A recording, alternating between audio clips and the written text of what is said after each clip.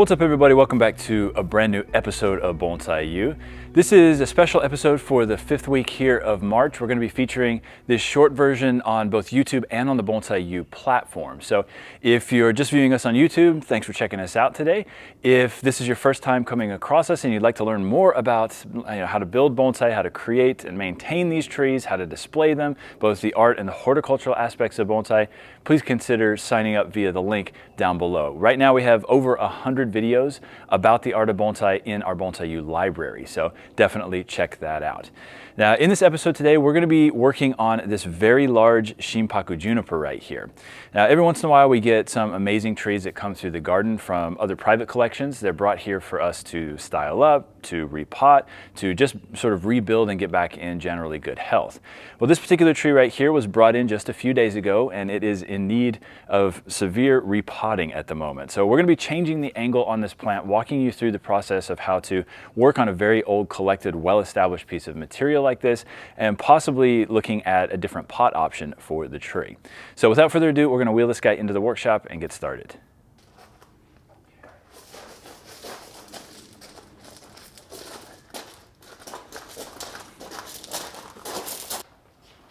All right, so a quick rundown on this tree before we get started with the repotting process. This tree was originally imported from Japan, obviously. It is an Itoigawa Shimpaku Juniper, but the trunk has actually been carved on this tree. You can actually see the remnants of the tool marks on the dead wood. So based on the way that the tree was carved, how large the tree is, the type of foliage that's on the plant, the way that the tree was designed, how it's leaning here, I have a feeling that this tree at some point went through the garden of Masahiko Kimura in Saitama. So for those of you guys who don't know, Masahiko Kimura is considered the magician of bonsai. Basically all of the modern techniques that we use for coniferous material were really developed, or at least further developed, by Mr. Kimura back in the 70s and 80s. So, the tool marks on the plant here, this is kind of signature of what you might see coming through his garden. Mr. Kimura tends not to be too worried about the details within the deadwood. His concern seems to be much more about the interplay of the light and the shadow, which is why you have, a really interesting deadwood feature at the base of this plant. It was probably a fully solid piece of deadwood when it was initially worked, and then it was carved down to what you see here, meaning that the deadwood is actually quite fragile on this, so we're going to have to be extra careful as we repot the tree. So the owner of the tree here in the United States wants this plant to be oriented on a slightly different planting angle and potentially put in a slightly different pot. As it sits right now, it's big and powerful. It leans really far to the left there, which is pretty cool, but it feels maybe a little bit overly weighty on that side of the tree. Part of that is the foliar mass on the plant, part of that is the planting angle. So we're going to take it out of the pot here, look at the root system, work that back and see if we can't get it on the new angle in a new, smaller pot. All right, let's flip it backwards this way to cut those wires. Okay. All right, so as we're working here, don't touch the dead wood on the trunk. It's very fragile. All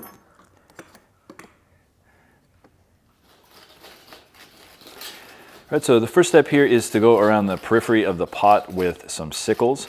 So the nice thing about this particular pot is that it doesn't have a massive lip on it, so it shouldn't be too difficult to get it out. But if you are dealing with a pot that, say, is a fukurobachi or a bag pot, where it blows out on the sides, or if it has a large lip that curves in, it will be much more difficult to remove. So our goal here is to take off as little rootage as possible as we work the soil out, but inevitably some roots will get cut. So as this process is being done here, the corners of the pot are actually the areas that we need to work out the most. Those are the areas that tend to get caught as we try lifting the tree out. So our goal is obviously to pull this plant out without tearing the root system away from the base of the tree, because of course that can kill the plant. So spending some extra time on this process is completely fine. Sometimes this will take us up to a half hour to work out enough of the soil around the side to be able to lift the tree out safely. In here. Always be cognizant of where your fingers are in relation to the sickle as well, because you can slip and cut yourself severely. I nearly cut my pointer finger off with one of these one time and had to super glue it back together. So definitely watch out for your digits and limbs. All right, so while the guys are working the soil out around the pot here, we're going to talk a little bit more about the background of this tree. So In looking at the deadwood on the plant, I have a feeling that more than likely this is a Tohoku Shimpaku or a Hokkaido Shimpaku, so collected in the northern regions of Japan. It's not as striated as, say, an Itoigawa would be, so I doubt it was collected in the Niigata prefecture. More than likely what happened is it was collected up north, brought down to a nursery down south, and then grafted with this very fine foliage. Now this foliage here is so fine that it's not something you would necessarily find on an Itoigawa out in nature. This is probably cultivated Itoigawa that was grafted onto the Tohoku or Hokkaido Shimpaku trunk. So it's not a tanuki, it's just the base of the plant didn't have great foliage on it, and it was changed out with a process called koromogai in Japanese, which means to change the clothing. So this new foliage was grafted on here. And I'm gonna guess that this whole process was done somewhere in the neighborhood of probably 25 to 30 years ago. It takes a long time to get this amount of growth and ramification on that new foliage once it actually takes on the tree. So as the guys are working this here, we're gonna test the tree to see if it's loosening up by pushing on it here and seeing if the root ball actually moves. If it doesn't move, but the trunk is slightly moving, that means that the tree is still locked in place and we need to work out more soil around the periphery here. So yeah, the root ball around the sides is not moving at all, so we're gonna have to keep excavating around the sides until we can actually loosen it enough to pop it out. Just pack in here. All right, let's try pulling it forward here. Okay, I got the back of the pot. There we go, it's starting to move. All right, let me see if we can go backwards with it. There we go. Yeah, work that out. Probably up here too. There we go. Okay. I got the pot when it comes out. You got the bottom. Okay, 1, 2, 3. All right. All right, so you can see we've got a really nice, healthy root ball on the tree here. Now on a juniper, you're not gonna see mycorrhiza or that white stuff in the soil like you will on a pine. There is mycorrhiza in there, but it's a different species of mycorrhiza that doesn't appear as white. So what we're looking for on a healthy root system on a juniper like this is a lot of fine fibrous roots, some white tips at this time of year because it is spring and those new roots are emerging, and the lack of any smell will indicate that it's a pretty healthy root system. All right, so the first thing we're gonna do, as we do with all well-established trees, is flip the tree on the side and work from the underside of the root ball. I wanna keep that relatively flat because it'll make it much easier to reposition it in the new pot. Now, our goal here is to reposition this, lifting this side of the tree up slightly more than where it was. So in order to keep the root ball flat on the underside, we're gonna have to work a little bit more off the bottom on that side and a little more off the top on this side to have it taper down. But I do wanna flip it to the bottom. We'll try to make it relatively flat to start with, and then we'll adjust from there. There we go, okay. And we'll go towards the back here. All right, so Carl is using a root rake for this part, so we can get relatively aggressive with the underside of the root ball. I don't mind taking off a decent amount of roots. Now, when you're dealing with different species of juniper, that's going to dictate how much rootage and how much soil you can take off. So certain species are gonna revert more to juvenile foliage if you get too aggressive with it, like an Itoigawa, for example. The fact that we're dealing with a very fine version of Itoigawa here, though, grafted onto a Tohoku or a Hokkaido Shimpaku, I'm not too worried about it reverting. Actually, I'm not worried at all about it reverting. But if this tree were on its own roots, for example, say it were a shohin that was cultivated and we were really working the roots hard, you might end up with some reversion. So we're looking to take off, I would say, somewhere in the neighborhood of about 15 to 25% of the roots this go around, depending on the pot that we're gonna put it in. We might end up taking a bit more than that to finagle it in this smaller pot, but we'll see. All right, let's slide the whole tree the other direction a little bit. There we go. So once the front half of the root ball is worked, then we flip it over and work the back half because it's almost impossible to access the entire underside from one angle. This will allow us again to make this as flat as possible here.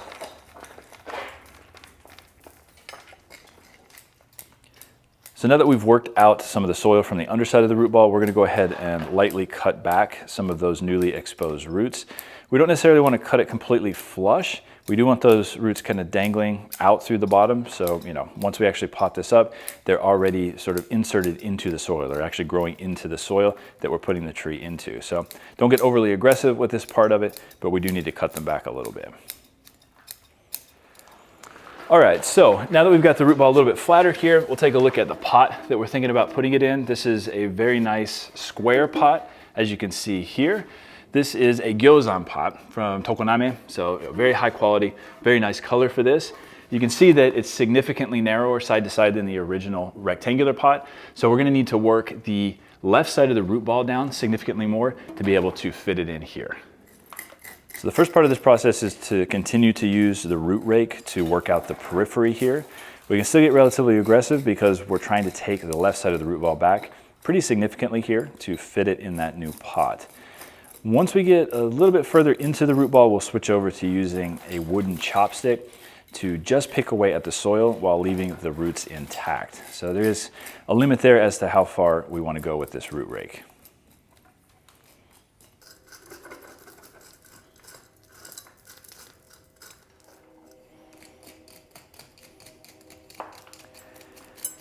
So using a wooden chopstick rather than a metal chopstick will allow you to work the soil out without damaging the fine fibrous roots.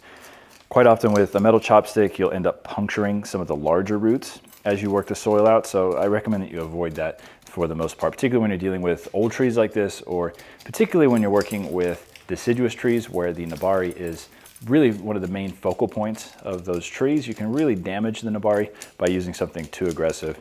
So, wooden chopstick will be our main recommendation.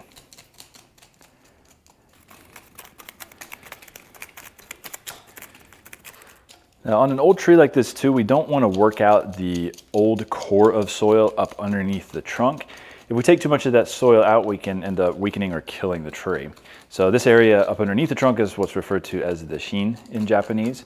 So in order to allow water and oxygen to penetrate to that area, we do need to take the chopstick and aerate that portion of the root ball. Rather than picking away at the soil, we'll just kind of wiggle that chopstick in there and see if we can't access the internal core, again, to allow water and oxygen to penetrate there.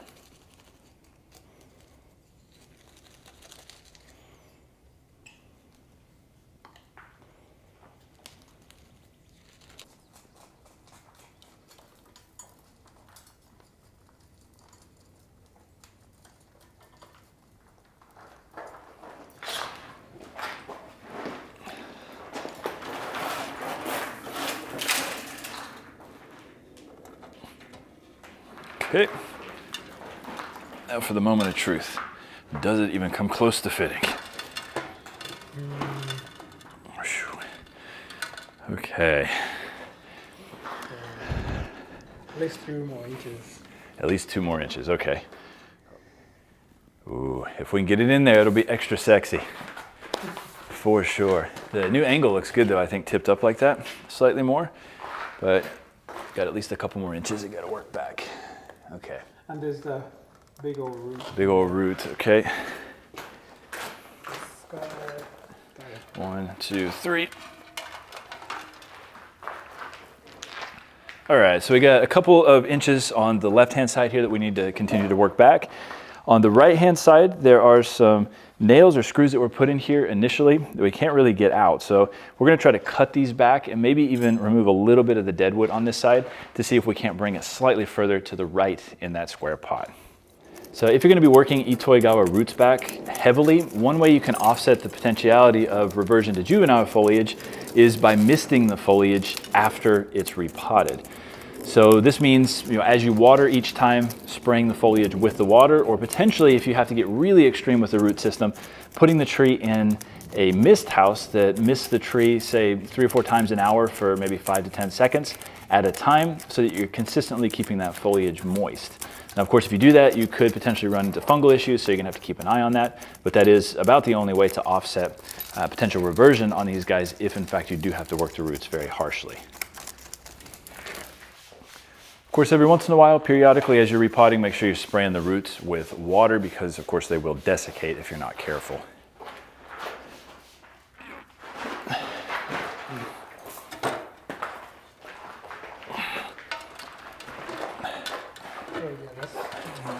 That's gonna fit. That's gonna work. We just need to remove that. Oh boy. That screw. Yeah, we don't want that hitting the side of the pot there. All right, I think this is gonna work. So let's take the tree back out one more time and we'll prep the pot. There we go. All right. Okay. So for the pot here, we've got mesh, sort of large size mesh that we're putting over all the holes. We're gonna put this from the inside, obviously. We're just prepping it from the outside here.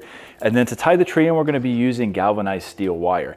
Because this is such a heavy tree with a heavy lean to it, if we use something like aluminum or copper, they're likely to stretch or break over time. Whereas the galvanized steel will lock this tree in place essentially forever. So it shouldn't tilt or lean over the next couple of months as it settles into the pot here.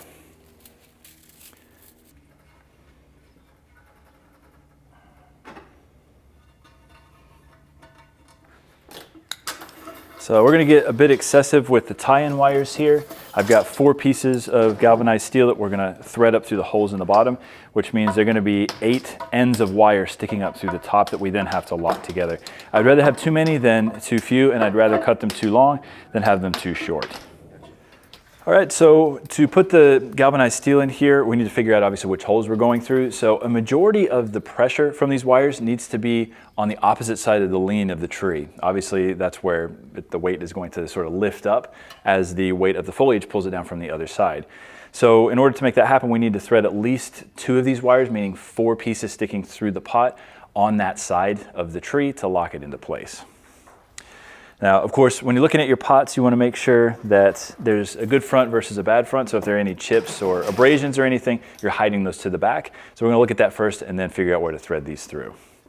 So did you see any bad portions of the pot there? Bad faces? It's a little rough there. Yeah, it's a little rough there too. Okay, let's go again. This one looks pretty good.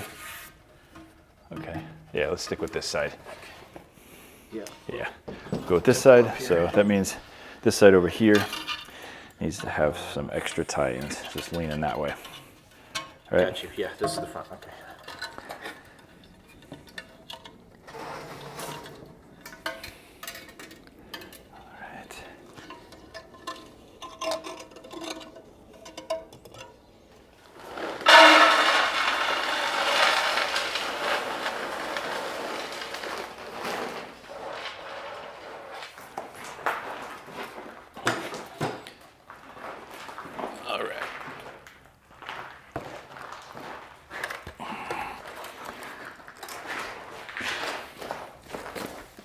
Yeah, we're gonna have to raise the whole tree up in the pot because the root or the live vein is buried in there.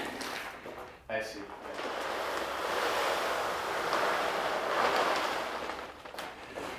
All right, so the tree in the new position in the pot here is gonna work really, really well. What we had to do is add a lot of Aoki blend soil on the underside here to raise the tree up enough to get this live vein right at the right height here relative to the edge of the pot or the top lip of the pot.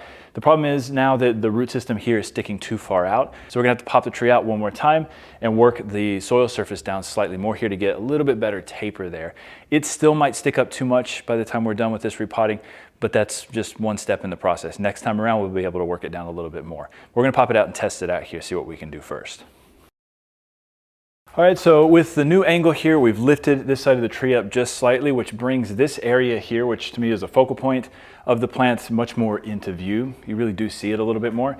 Now, in the video, it might be hard to tell, but in person, you know, it is actually quite a significant difference in terms of the power of the tree. It doesn't feel like it's falling asleep, falling out of the pot. It feels like it's got more visual power to it. So this also will expose the bottom area of the plant a little bit more too as we remove some of the branching on the plant. Now, we aren't going to be cutting anything back on this today. This is just the repot of this tree, but at some point we'll be doing a video on the styling of it coming up shortly here. So be on the lookout for that. Next up here, we're going to be tying the tree in with the steel wire. Like I said, we're going to start with the right-hand side there, opposite of the lean of the plant so that we can really lock it into place. So we're inserting a screw into the deadwood here so that we can actually tie the wire on top of that. I don't want to bring the wire over the deadwood here for fear of damaging it. So we're going to put the screw in the back side so it's well hidden and then loop these over the top of that for pressure. So these are 2 wires here.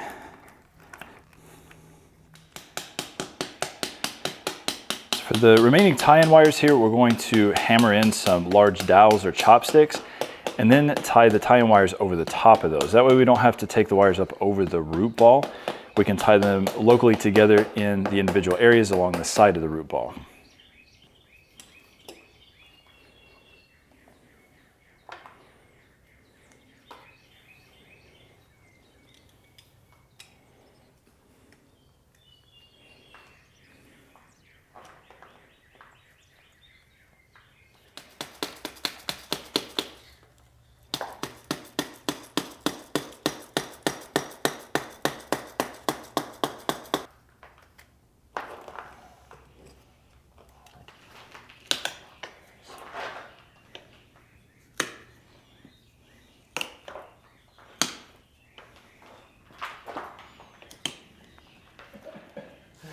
So the soil that we're using for this tree is Aoki Blend. This is mixed in essentially a 1-1-1 ratio here. So we've got Akadama, pumice, and lava rock. There's actually a little bit of Kiryu in there as well. So it's relatively free draining.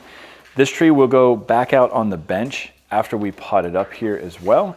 I don't mind actually putting these trees back out in full sun. We didn't really work the roots that hard, so it's not like it's going to over transpire through the foliage and cause desiccation. Now, if we had worked the roots significantly harder, we would probably put this in partial shade for at least a couple of weeks to recuperate, but I'm, again, not concerned at all about putting it back out in direct sun at this point.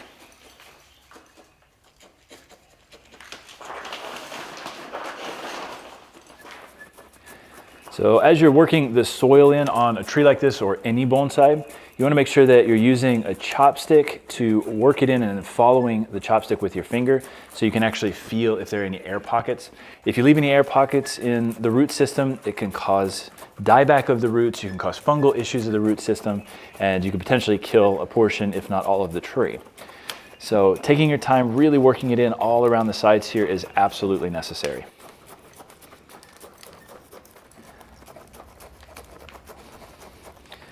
So I prefer not to put the chopstick in and wiggle it around, because what ends up happening when you do that is the roots will entangle themselves sometimes around the chopstick and you can end up ripping them out. So I prefer to go into the root ball, kind of down and underneath, so we can make sure we're working it into all of those crevices here. Now along the side of the pot, you're not going to be able to get the chopstick in very well going straight up and down or into the root ball, so you'll need to go sideways, kind of laterally along the side of the pot to really work that soil in those spaces. See, there's still a big old pocket right here that we need to work soil into.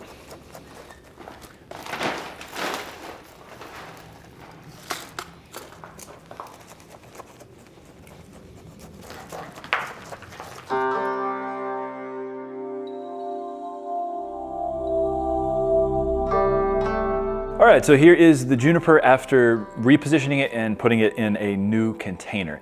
Now, as it sits right now, obviously there's way too much foliage on the tree, so I'm sure it feels very heavy in the video. It looks very heavy in person too. We're gonna be removing a decent amount of foliage when we actually style this tree up here in the next couple of months.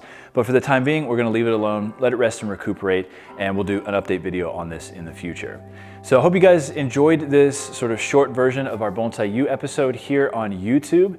If you want to see more content like this in a much more detailed format, please consider signing up for Bonsai-U via the link down below. Most of our videos run 45 minutes to an hour and a half, depending on the topic, and we produce new content every single week, as well as do live Q&As with our members. So I hope to see you guys on the platform at some point in the near future, but of course, until then, take care.